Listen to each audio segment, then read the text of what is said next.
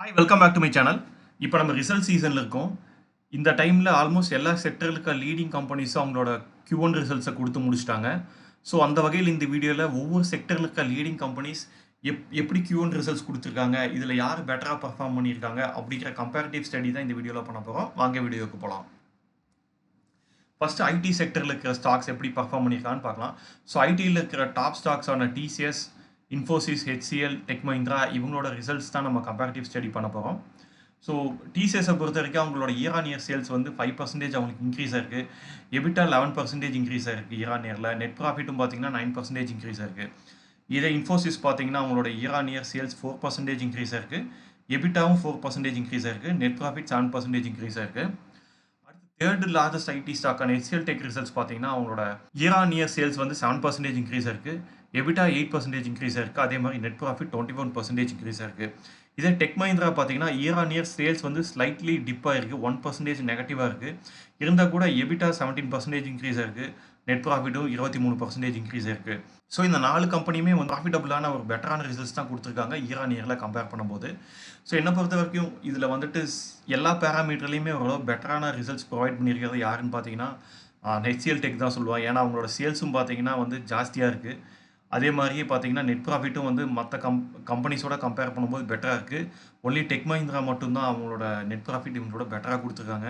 அது மட்டும் கிடையாது, ஐடி செக்டரோட PE ரேஷியோ பார்த்தீங்கன்னா 32.5 இருக்குது. இதே ஐடி செக்டரில் இருக்கிற இந்த டாப் 4 ஸ்டாக்ஸில் வேல்யூவேஷன் வைஸ் பார்த்தீங்கன்னா டிசிஎஸோடது 32.1 இருக்குது. ஸோ அவங்களோட பிங்கிறது வந்துட்டு செக்டர் பியோட ஈக்குவலாக தான் இருக்குது. இதே இன்ஃபோசிஸ் பார்த்தீங்கன்னா செக்டர் பியோட கம்மியாக இருக்குது, 28 இருக்குது.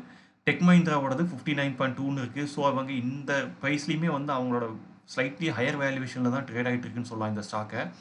இதே ஹெச்சிஎல் டெக் பார்த்தீங்கன்னா அவங்க பெட்டரான ரிசல்ட்ஸும் கொடுத்துருக்காங்க. அவங்களோட பியும் பார்த்தீங்கன்னா இருக்கிறதுலே ரொம்ப கம்மியாக இருக்குது, 26.4 இருக்குது. ஸோ வேல்யூவேஷன் பொறுத்த வரைக்கும் ஹெச்சிஎல் டெக் தான் வந்து இந்த 4 ஸ்டாக்கில் பெட்டர் வேல்யூட் ஸ்டாக்காக இருக்குன்னு நான் சொல்லுவேன்.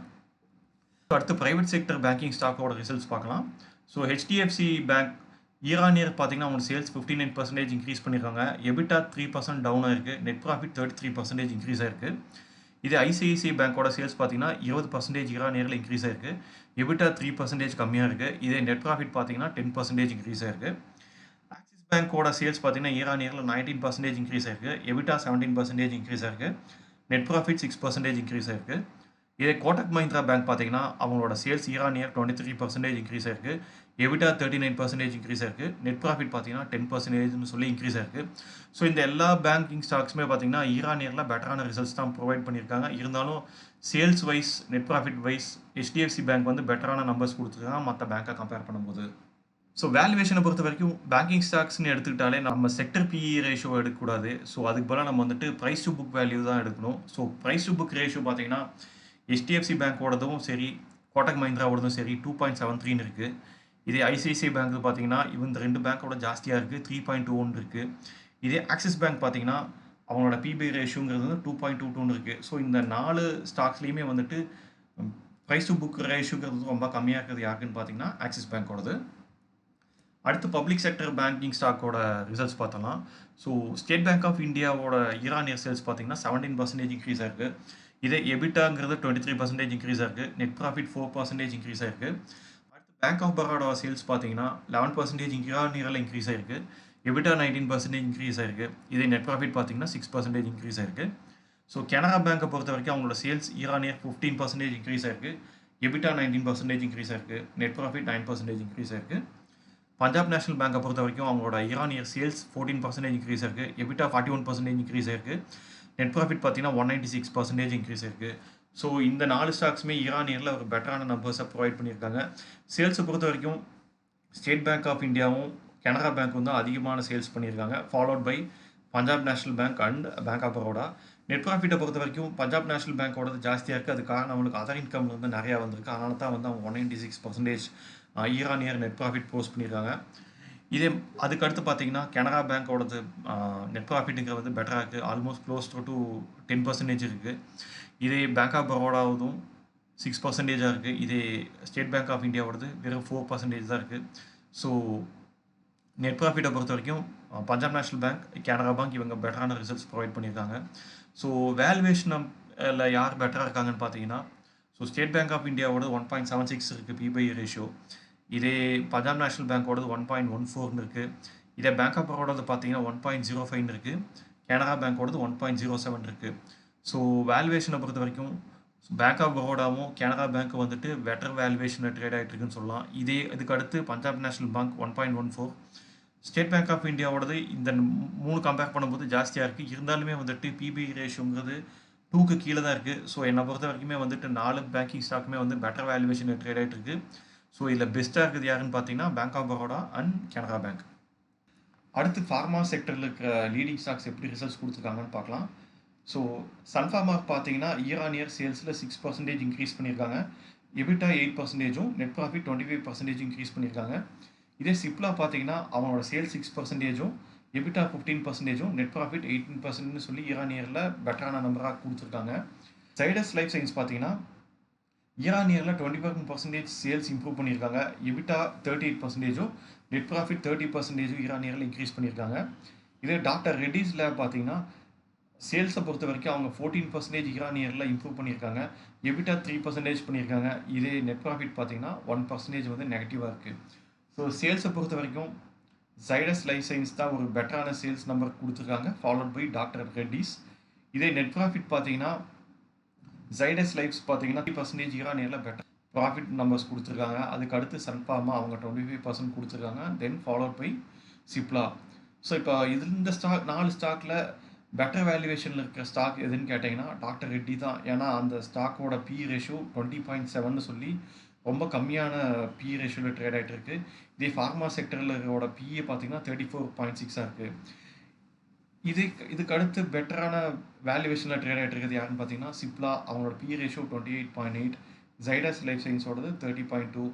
இந்த 4 ஃபார்மா ஸ்டாக்கில் ஹையர் வேல்யூவேஷனில் ட்ரேட் ஆகிட்டு இருக்குது யாருன்னு பார்த்தீங்கன்னா சன்ஃபார்மா. அவங்களோட பி ரேஷியோ 39.5 இருக்குது. ஸோ அடுத்து பவர் செக்டரில் இருக்கிற ஸ்டாக்ஸோட ரிசல்ட்ஸ் பார்த்தலாம். ஸோ என்டிபிசியை பொறுத்த வரைக்கும் அவங்களோட சேல்ஸ் இயர் ஆன் இயரில் 13% இன்க்ரீஸ் ஆயிருக்கு. எபிட்டா 8% இன்க்ரீஸ் ஆயிருக்கு. நெட் ப்ராஃபிட் 12% இன்க்ரீஸ் ஆயிருக்கு. இதே பவர் கிரிட் கார்பரேஷன் பார்த்தீங்கன்னா அவங்களோட சேல் வந்துட்டு இயர் ஆன் இயரில் ஃப்ளாட்டாக இருந்திருக்கு, பெரிய இம்ப்ரூவ்மெண்ட் இல்லை. எபிட்டாவும் பார்த்தீங்கன்னா ஃப்ளாட்டாக தான் இருக்குது, 2% தான் இன்க்ரீஸ் ஆயிருக்கு. நெட் ப்ராஃபிட்டும் 4% தான் இன்க்ரீஸ் ஆயிருக்கு. இதே அதானி பவர் பார்த்தீங்கன்னா இயர் ஆன் இயரில் சேல்ஸில் 36% இன்க்ரீஸ் பண்ணியிருக்காங்க. எபிட்டா 76% இன்க்ரீஸ் ஆயிருக்கு. இதே நெட் ப்ராஃபிட் பார்த்தீங்கன்னா இயர் ஆன் இயரில் வந்து 55% டவுன் ஆயிருக்கு. அதுக்கு காரணம் என்னென்னு பார்த்தீங்கன்னா இந்த ஜூன் 2023 குவார்ட்டரில் அவங்களுக்கு 7,000 crore வந்து அதர் இன்கம் வந்தது. ஸோ அதனால தான் வந்து அவங்க இந்த குவார்ட்டரில் 8,750 crores சொல்லி ஒரு அபரிமிதமான ஒரு நம்பரில் வந்துட்டு நெட் ப்ராஃபிட் போஸ்ட் பண்ணியிருக்காங்க. ஸோ இந்த Q1ல் பார்த்தீங்கன்னா அந்தளவுக்கு பெரிய லெவலில் அவங்களுக்கு வந்துட்டு அதர் இன்கம் வரல. ஸோ அதனால் வந்து பார்த்தீங்கன்னா இயர் ஆன் இயரில் கம்பேர் பண்ணும்போது நெட் ப்ராஃபிட் டவுன் ஆகுது. மற்றபடி இவங்களோட ரிசல்ட் வந்து பெட்டரான ரிசல்ட் தான். இதே டாடா பவரோடது பார்த்தீங்கன்னா இயர் ஆன் இயரில் சேல்ஸில் 14% இன்க்ரீஸ் பண்ணியிருக்காங்க.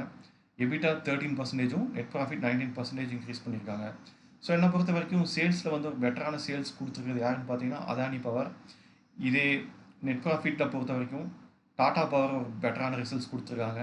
ஸோ வேல்யூவேஷனை பொறுத்த வரைக்கும் டாடா பவரோட பி ரேஷியோ 36.5 இருக்குது. இதுதான் வந்து பவர் செக்டரோட பி ரேஷியோவாகவும் இருக்குது. ஸோ வேல்யூவேஷனை பொறுத்த வரைக்கும் டாடா பவர் வந்துட்டு செக்டர் பி ரேஷியோவுக்கு ஈக்குவலாக ட்ரேட் ஆகிட்டு இருக்கு. இதே பவர் கிரிட் பார்த்தீங்கன்னா 20.2 சொல்லி கம்மியான பி ரேஷியோவில் ட்ரேட் ஆகிட்டு இருக்கு. ஸோ அதே மாதிரி என்டிபிசி 18.2 சொல்லி கம்மியான பி ரேஷியோவில் ட்ரேட் ஆகிட்டு இருக்கு. ஸோ இருக்கிறதுலே இந்த 4 ஸ்டாக்ஸில் அதானி பவர் தான் ரொம்பவும் கம்மியான வேல்யூவேஷனில் ட்ரேட் ஆகிட்டு இருக்கு. ஸோ அவங்களோட பி ரேஷியோ பார்த்தீங்கன்னா 16.5 இருக்குது. அடுத்து எஃப்எம்சிஜி செக்டரில் இருக்க டாப் ஸ்டாக்ஸ் எப்படி பர்ஃபார்ம் பண்ணியிருக்காங்கன்னு பார்க்கலாம். ஸோ எஃப்எம்சிஜி செக்டரை பொறுத்த வரைக்கும் அவங்களோட செக்டர் லீடரான ஐடிசி பார்த்தீங்கன்னா இயர் ஆன் இயர் சேல்ஸில் 8% இன்க்ரீஸ் பண்ணியிருக்காங்க. எபிட்டா மார்ஜன் ஃப்ளாட்டாக இருக்குது. அதேமாதிரி நெட் ப்ராஃபிட்டும் பார்த்தீங்கன்னா ஃப்ளாட்டாக இருக்குது, பெரிய இம்ப்ரூவ்மெண்ட் கிடையாது. இதே டாபர் பார்த்தீங்கன்னா சேல்ஸில் 7% இயர் ஆன் இயரில் இம்ப்ரூவ் பண்ணியிருக்காங்க. எபிட்டா 8% இன்க்ரீஸ் ஆயிருக்கு. அதே மாதிரி நெட் ப்ராஃபிட்டும் 8% இன்க்ரீஸ் ஆயிருக்கு. கோத்ரேஜ் கன்சியூமர் ப்ராடக்ட் பார்த்தீங்கன்னா சேல்ஸ் இயர் ஆன் இயரில் 3% டவுன் ஆயிருக்கு. வேற எபிட்டா 13% இன்க்ரீஸ் ஆயிருக்கு. நெட் ப்ராஃபிட் பார்த்தீங்கன்னா 25% இன்க்ரீஸ் பண்ணியிருக்காங்க. இதே மேரிகோ பார்த்தீங்கன்னா சேல்ஸ் இயர் ஆன் இயரில் 7% இன்க்ரீஸ் பண்ணியிருக்காங்க. எபிட்டா 9% இன்க்ரீஸ் ஆயிருக்கு. நெட் ப்ராஃபிட்டும் 9% இன்க்ரீஸ் ஆயிருக்கு. ஸோ எஃப்எம்சிஜி செக்டரை பொறுத்த வரைக்கும் பெட்டரான நெட் ப்ராஃபிட் யார் ப்ரொவைட் பண்ணியிருக்காங்கன்னு பார்த்தீங்கன்னா கோத்ரேஜ் கன்சூமர் ப்ராடக்ட் தான், ஃபாலோட் பை மேரிகோ, அதுக்கப்புறத்து டாபர். இதே சேல்ஸை பொறுத்த வரைக்கும் பார்த்தீங்கன்னா பெட்டரான சேல்ஸ் நம்பர் கொடுத்துருக்காது ஐடிசி. அவங்கள வந்துட்டு 8% இயர் ஆன் இயரில் சேல்ஸ் கொடுத்துருக்காங்க. அதுக்கடுத்து Dabur, then followed by Marico. So வேல்யூவேஷனை பொறுத்த வரைக்கும் எஃப்எம்சிஜி செக்டரோட பி ரேஷியோ 51.3 இருக்குது. ஸோ கோத்ரேஜ் கன்சியூமராக ப்ராடக்டாக இருக்கட்டும், இல்லை டாபராக இருக்கட்டும், மேரிகோவாக இருக்கட்டும், இந்த 3 ஸ்டாக்கோட பி ரேஷியோமே செக்டர் பியோட ஜாஸ்தியாக தான் இருக்குது. இதே ஐடிசி பார்த்தீங்கன்னா செக்டர் பிஏவோட ரொம்ப கம்மியாக இருக்குது. இவங்களுக்கு தான் வந்து 30.3ன்னு சொல்லி கம்மியான வேல்யூவேஷனில் ட்ரேட் ஆகிட்டு இருக்கு. ஸோ வேல்யூவேஷனை பொறுத்த வரைக்கும் ஐடிசி வந்து இன்றைக்கி பெட்டரான வேல்யூவேஷனில் இந்த செக்டரில் ட்ரேட் ஆகிட்டு இருக்குன்னு சொல்லலாம்.